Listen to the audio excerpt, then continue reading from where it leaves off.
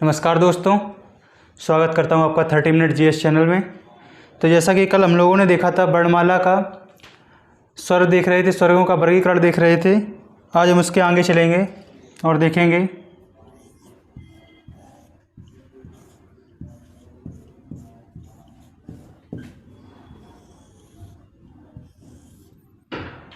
वर्णमाला में स्वरों का वर्गीकरण चल रहा था। स्वरों का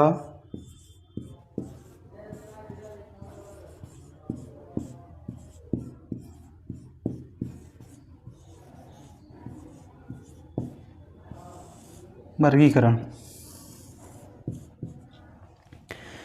कल हम लोगों ने देखा था ह्रस्व स्वर, दीर्घ स्वर और प्लस स्वर। तो उसके आगे आज हम देखेंगे जीभ के आधार पर दूसरा पॉइंट, दूसरा भेद।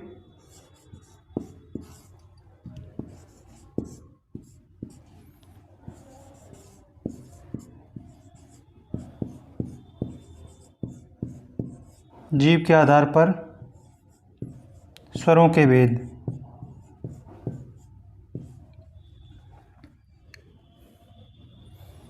जीभ के आधार पर स्वरों का वर्गीकरण। ये कितने प्रकार के होते हैं जीभ के आधार पर, यहाँ समझ लेते हैं किस प्रकार से है ये। जैसे मान लो ये हमारी जीभ हुई, ये हमारी जीभ हुई, जिह्वा हुई जिससे हम बोलते हैं। ये तो हो गया जीभ के आगे का भाग, जिसको क्या कहेंगे, अग्रभाग। अग्रभाग। ये हो गया मध्य भाग।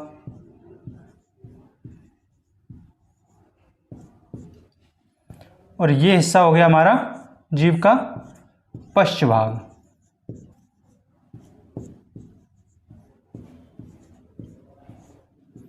तो अब देखते हैं कि जो भी ऐसे स्वर हैं, ऐसे स्वर जिनको बोलने के लिए, जिनके उच्चारण करने के लिए हमें हमारी जीभ के इस आगे वाले हिस्से का प्रयोग करना पड़ता है, इस अग्रभाग का प्रयोग करना पड़ता है। वो तो सारे हमारे स्वर जाएंगे कहाँ पर, अग्रस्वर में। और ऐसे स्वर जिनके उच्चारण में हमारे जीभ की मध्य भाग का, इस मध्य भाग का प्रयोग होता है, मध्य भाग का प्रयोग करना पड़ता है उच्चारण के लिए, वो हमारे सारे के सारे जाएंगे कहाँ, मध्य स्वर के अंतर्गत आएंगे।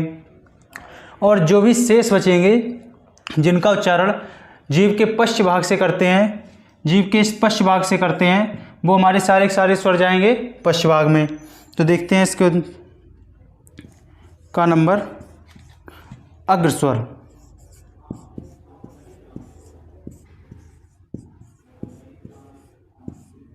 अग्रस्वर। अग्रस्वर के अंदर देख लिखना है, लिखिए, जिन स्वरों के उच्चारण में, जिन स्वरों के उच्चारण में हमारी जीभ का अग्रभाग प्रयोग होता है, उन्हें अग्रस्वर कहते हैं। इसके अंतर्गत देखते हैं कौन कौन से अग्रस्वर आएंगे। जैसे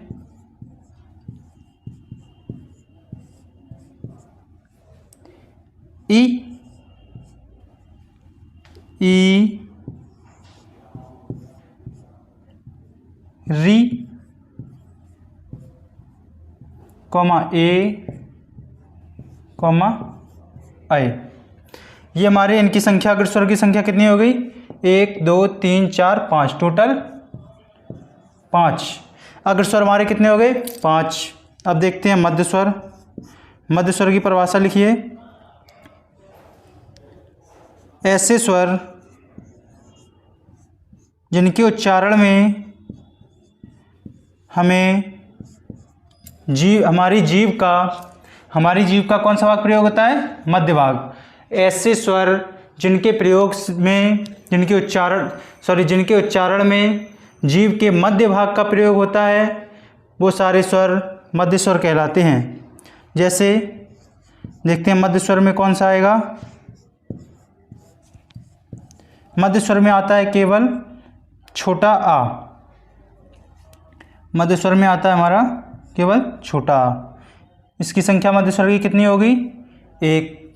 अब देखते हैं अगला गा, जो कि आएगा क्या, पश्च स्वर।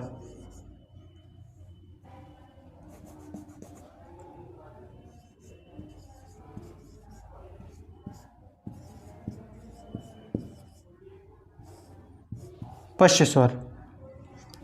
पश्च स्वर में हम देखते हैं क्या है, इसकी परिभाषा लिखिए।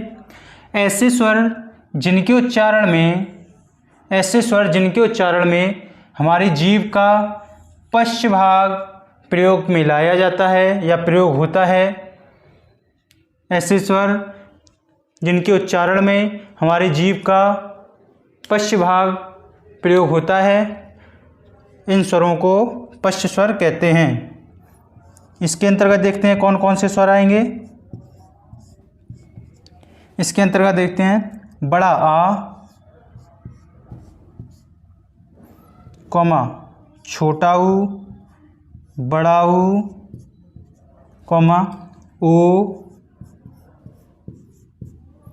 कॉमा आओ। इनकी संख्या कितनी हो गई? 1 2 3 4 5 स्वर। टोटल देख लीजिए कितने हो गए? 5 अग्र स्वर, 1 मध्य स्वर और 5 पश्च स्वर। टोटल संख्या कितनी हो गई? टोटल हो गई 11 स्वर।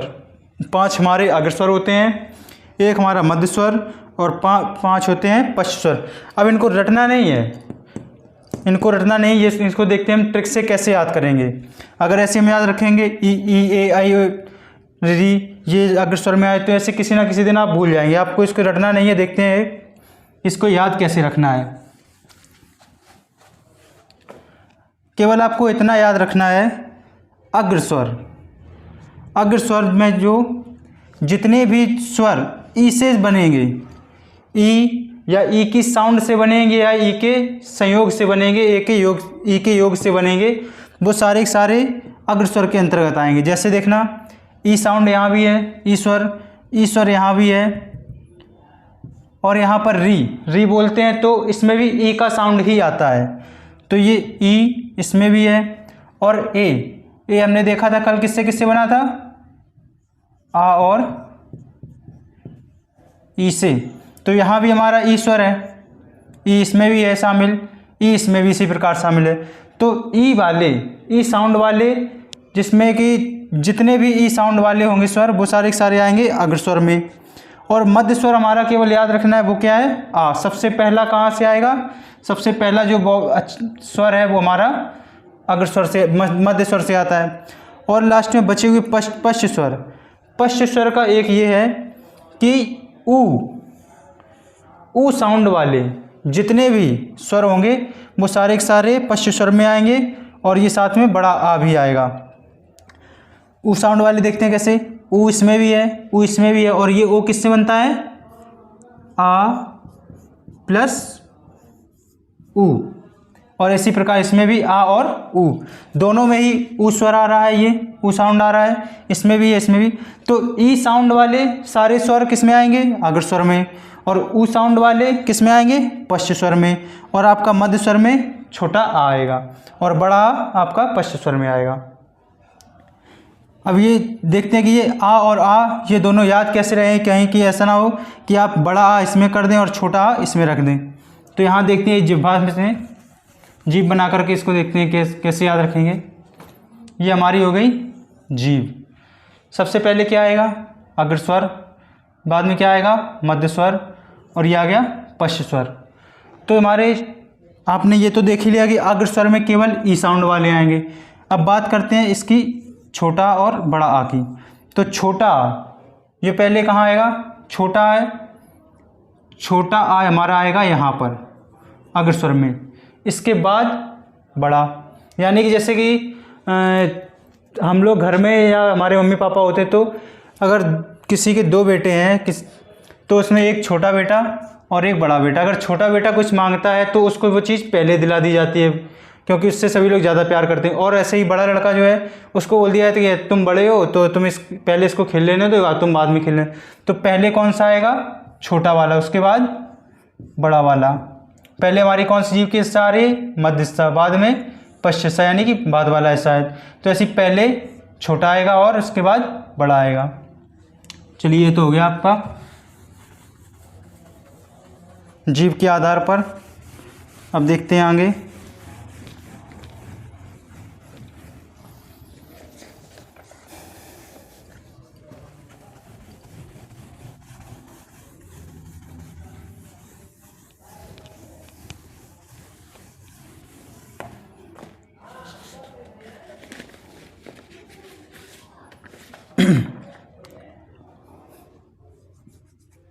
नेक्स्ट देखते हैं तीसरा, ओंठ के आधार पर, ओष्ठ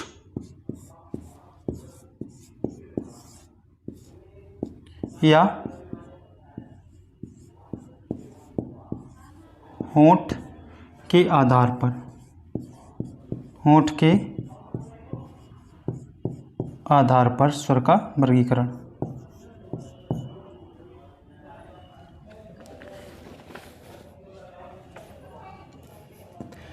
अब देखते हैं ओंठ या होंठ के आधार पर किस प्रकार के होते हैं।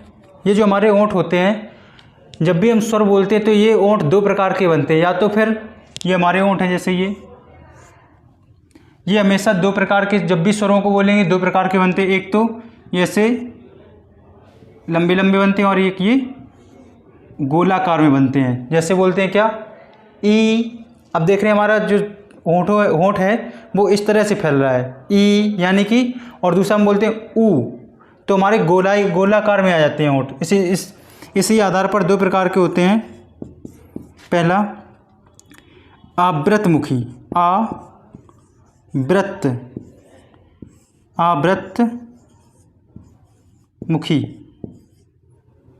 आवृतमुखी स्वर। दूसरा देखते हैं वृत्तमुखी।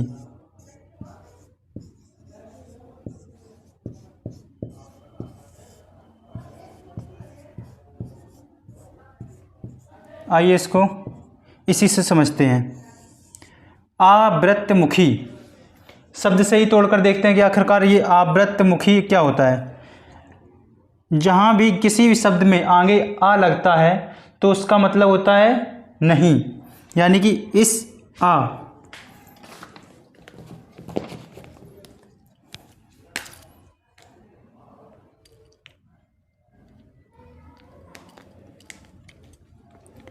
इस आ का मतलब क्या है, नहीं।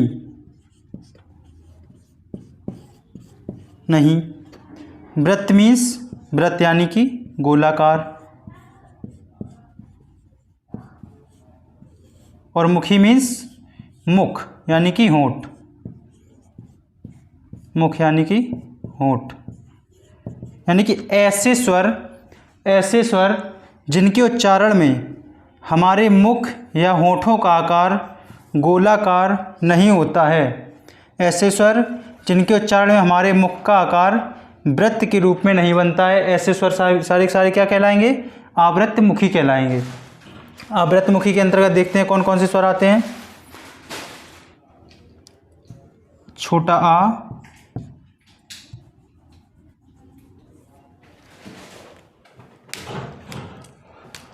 पहले इसकी परिभाषा लिख लीजिए।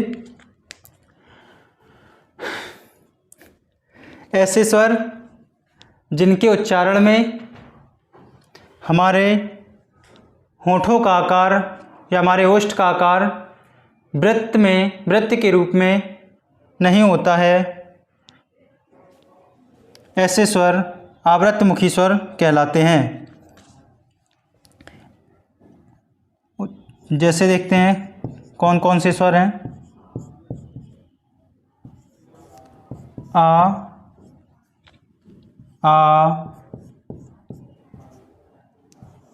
ई, ए, ऐ,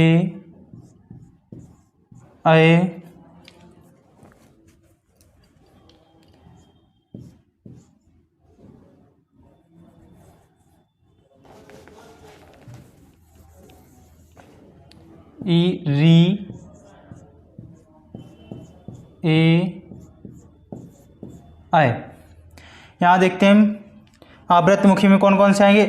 आ, ई, री, ए, ऐ। ये हमारे 7 स्वर आएंगे जिनकी आवृत्तमुखी की संख्या कितनी हो गई, स्वर की 7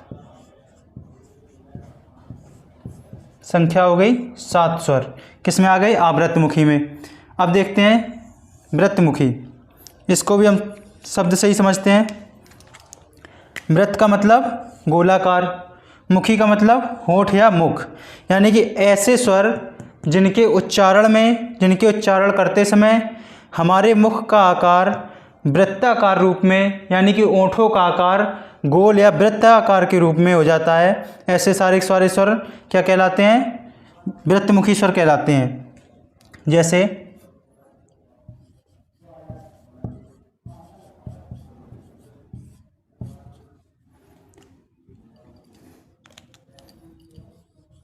ऊ, ऊ, ओ, आओ। ये 4 स्वर ऐसे हैं जो हमारे वृत्ताकार मुखी में आते हैं, वृत्तमुखी स्वर में आते हैं। इनकी संख्या कितनी हो गई?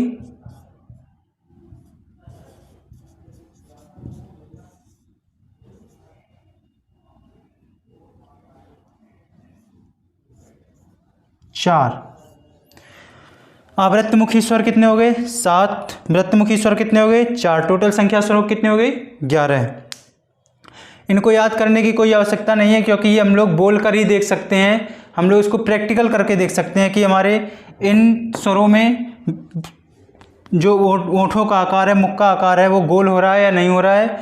और इन स्वरों में देख लेंगे कि इसका आकार गोल होता है या नहीं होता है उच्चारण में। बस इसी तरह से हम इसको समझ जाएं, इसको रटने की कोई आवश्यकता नहीं है। आप 2-4 बार प्रैक्टिकल करके देखिए, ये अपने आप ही आपको मालूम चलने लगेगा कि कौन सा वृत्तमुखी है और कौन सा अवृत्तमुखी है। अब देखते हैं अगला।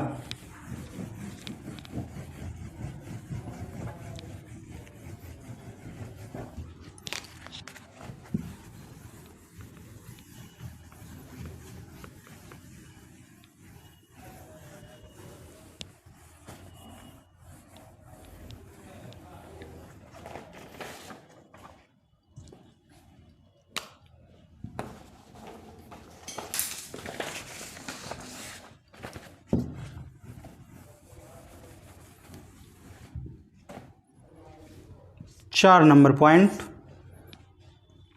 मुख खुलने के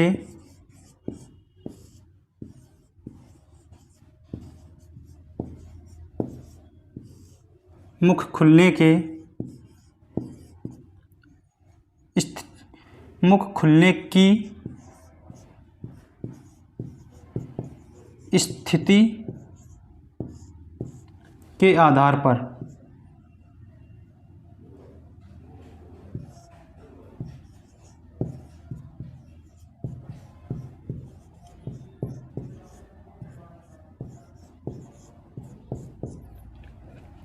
मुख खुलने की स्थिति के आधार पर किस तरह होते हैं।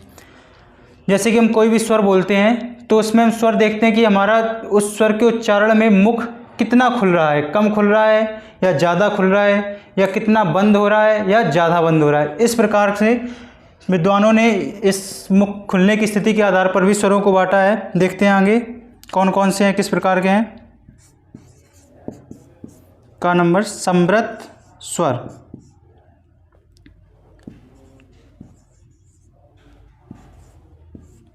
समृत स्वर पहला देखते हैं। समृत स्वर। समृत स्वर क्या होता है? समृत का अर्थ होता है बंद। समृत का अर्थ क्या होता है? बंद। यानी कि ऐसे स्वर जिनके उच्चारण करते समय जो हमारा मुख होता है, मुख वो बंद हो जाता है, लगभग पूरा ही बंद हो जाता है, तो ऐसे स्वरों को समृत स्वर के अंतर्गत रखते हैं। जैसे ई, जब हम बोलेंगे ई तो हम पूरा हमारा देखते हैं कि प्रैक्टिकल करके देखना कि जैसे हम बोलेंगे ई तो हमारा पूरा का पूरा मुख बंद हो जाता है, बिल्कुल जरा सा खुलता है, थोड़ा सा ही। तो और जैसे ही बोलते हैं ऊ तो भी हमारा मुख पूरा ही बंद हो जाता है। इसी प्रकार अगर हम बोलें री तो भी हमारा मुख जो ओंठ हैं वो पूरे पूरे बंद कर लेते हैं। तो समृत स्वर के अंतर्गत आएंगे कौन? हमारा ई, बड़ा ऊ और री। ये हमारे 3 स्वर आएंगे समृत के अंदर। समृत का अर्थ ही होता है बंद।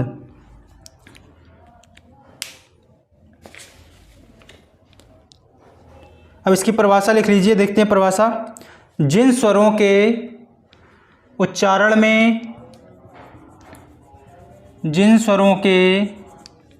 उच्चारण में मुख सबसे कम खुलता है उन्हें समृद्ध स्वर कहते हैं। जिन स्वरों के उच्चारण में मुख सबसे कम खुलता है उन्हें समृद्ध स्वर कहते हैं। उदाहरण में आप ये लिख लीजिए जैसे, और इनकी संख्या होती है 3। आगे देखते हैं। अर्ध समृद्ध, अर्ध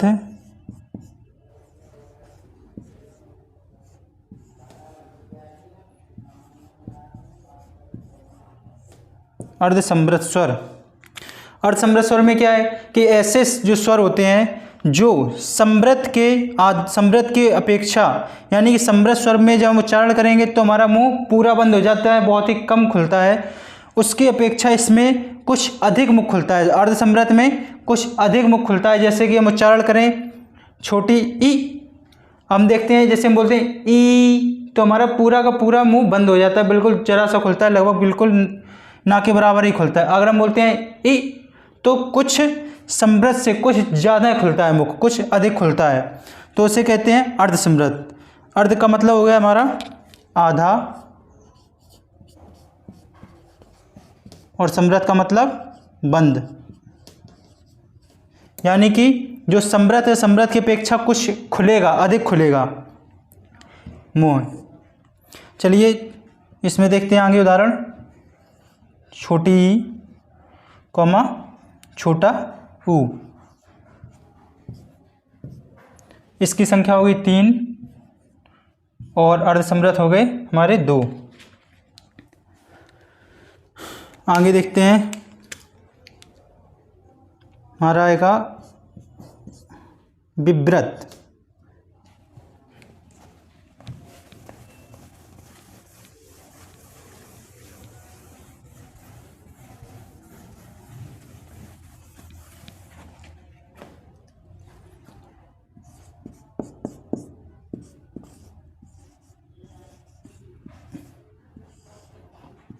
विव्रत स्वर, विव्रत स्वर। दूसरा है अर्धविव्रत, अर्ध विव्रत स्वर। देखते हैं विव्रत का मतलब क्या होता है। विव्रत का अर्थ होता है, विव्रत का अर्थ होता है खुला हुआ, यानी कि इसका समृद्ध का अर्थ था बंद और इसका अर्थ है खुलना। विव्रत का अर्थ होता है खुलना, और अर्धविव्रत यानी कि आधा खुला हुआ।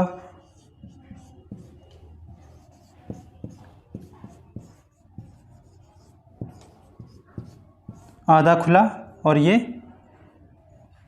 पूरा खुला, यानी कि विव्रत स्वर के अंतर्गत हम देखते हैं क्या है कि विव्रत स्वर जिन स्वरों के उच्चारण में, ऐसे स्वर जिनके उच्चारण करते समय हमारा मुख अधिक खुलता है, यानी कि सबसे अधिक खुलता है। जो स्वर होते हैं उनको उच्चारण जो सबसे अधिक मुख खुलेगा जिसमें, तो वो हमारे सारे स्वर आएंगे किसमें, विव्रत स्वर में।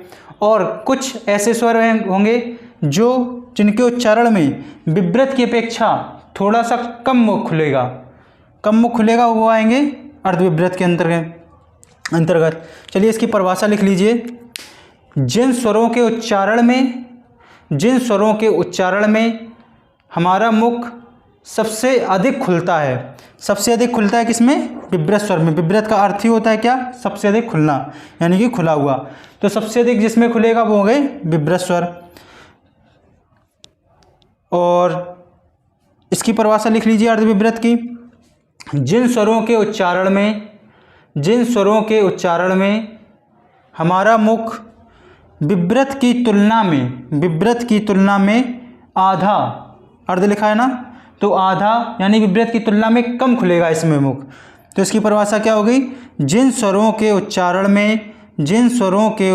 में विव्रत की अपेक्षा आधा या थोड़ा कम मुख खुलता है वह अर्धविव्रत स्वर कहलाते हैं। अब इनके देखते हैं कौन कौन से अर्थ विव्रत स्वर में देखते हैं। विव्रत में हमारा आएगा जैसे बड़ा आ, ए और औ, ये 3 स्वर हमारे आएंगे विव्रत में। ये 3 स्वर हमारे आएंगे किसमें? विव्रत में। अब देखते हैं अर्धविव्रत में क्या आएगा। अर्धविव्रत में देखो जैसे ये लिखा है विव्रत और ये है उसका आधा अर्धविव्रत, इसी प्रकार हम इसके भी आधे कर देंगे। जैसे विव्रत में हमारा क्या है? बड़ा आ, और विव्रत का आधा क्या है? अर्धविव्रत। तो बड़ा आ का आधा अगर हम करने की कोशिश करें तो क्या होगा? बड़ा आ का आधा क्या आएगा? छोटा आ। ठीक है। ऐसे ही इसमें देखिए जो ए आय है ये, अगर हम इसका भी आधा करने की कोशिश करें एक ट्रिक के रूप में, तो इसका क्या हो जाएगा? छोटा रूप ए। इसी प्रकार औ का छोटा रूप क्या हो जाएगा? आधा ओ। तो ये आपको याद करने की ज़रूरत नहीं पड़ी, इसी से आपको याद हो जाएगा कि विव्रत का याद कर लिया। केवल ये प्रैक्टिकल करके ही देख लें। जैसे बोलते हैं आ, पूरा मुख खुल रहा है, सबसे अधिक मुख खुल रहा है आ में, फिर अय औ, सबसे अधिक मुख खुल रहा है इसमें विव्रत में। अगर हम इसी का छोटा रूप कर दें, तो ये हमारे आ जाए किसमें? अर्धविव्रत में। इसी प्रकार समृत और अर्धसमृत का भी यहाँ समझ लेते हैं, याद करने की कोशिश करते हैं। समृत और अर्धसमृत,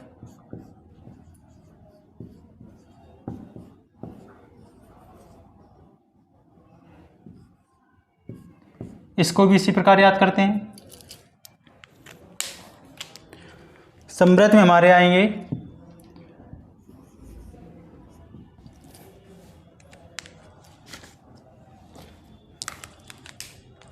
ई, ऊ, बड़ा ई, बड़ा ऊ और री, ये हमारे आएंगे समृत में। और अगर हम इसी का ये देखते हैं, समृत का मतलब होता है पूरा बंद, यानी कि इनके उच्चारण में तो पूरा मुंह बंद हो जाएगा, बिल्कुल थोड़ा सा खुलेगा। और अगर हम इसी का आधा कर दें अर्धसमृत, तो इसको भी हम आधा करने की कोशिश करते हैं। बड़ी ई का क्या हो जाएगा? छोटी, बड़ी ई का हो जाएगा छोटी, और इसी प्रकार बड़ा ऊ का क्या हो जाएगा? छोटा ऊ, और री का तो कुछ छोटा होता ही नहीं है रूप। तो हम लोगों ने ये भी याद कर लिया कि समृत में बड़ी ई, बड़ा ऊ और री, ये तो हमारे याद हो गए। और उसी का अगर हम आधा कर देंगे, उसी का छोटा रूप कर देंगे, बड़ा ई का छोटा ई, बड़ा ऊ का छोटा ऊ, तो ये दोनों किस में आएंगे? आ जाएंगे अर्धसमृत के रूप में। अब हमारे ये देखते हैं टोटल 11 हुए हैं कि नहीं हुए हैं। 3 तो हो गए हमारे, 3 हो गए विव्रत स्वर में, 3 हो गए अर्धविव्रत में, 3 3 6, और 3 हमारे हो गए किसमें? ये समृत, और 2 हो गए अर्धविव्रत। 3 3 6 3 9 2 11, टोटल स्वर कितने हो गए? 11 स्वर। ये हमारे मुख खुलने की एक स्थिति के आधार पर भी हमारे 11 स्वरों का वर्गीकरण हो गया। तो अब हमारा टॉपिक स्वरों का वर्गीकरण समाप्त होता है। अब देखेंगे अगली क्लास में। और जैसा भी आपको समझ में आया हो कमेंट करके बताना कैसा पढ़ाया मैंने, और कोई भी सजेशन हो तो कमेंट बॉक्स में ज़रूर लिखना। एवं वीडियो को शेयर करना, चैनल को सपोर्ट करना। चलिए फिर देखते हैं अगली क्लास में। धन्यवाद।